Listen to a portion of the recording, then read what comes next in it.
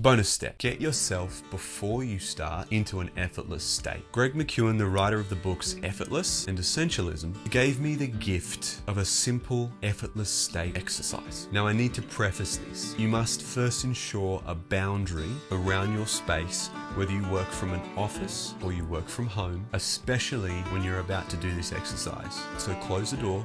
Ask people for 10 to 15 minutes. If you have meetings or anything like that, put them aside and let people know you don't want to be disturbed. I also like to do this with some music on, so give that a go. And just take it step by step. Step 1, clear your space. Clean your desk, your table, your workspace. 2 minutes. Step 2, rest your body. Sit down comfortably.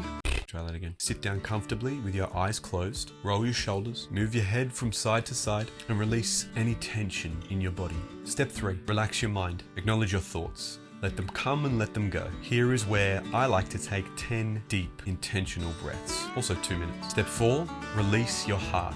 If thoughts of someone who has wronged you come up, say I forgive you, and imagine you are cutting a chain to release them. And step number 5, gratitude. Relive a moment in your life that you are thankful for and experience it again using all of your senses. I like to think about my 3 favorite people, my fiance and my kids. Repeat this step 3 times. And that's it.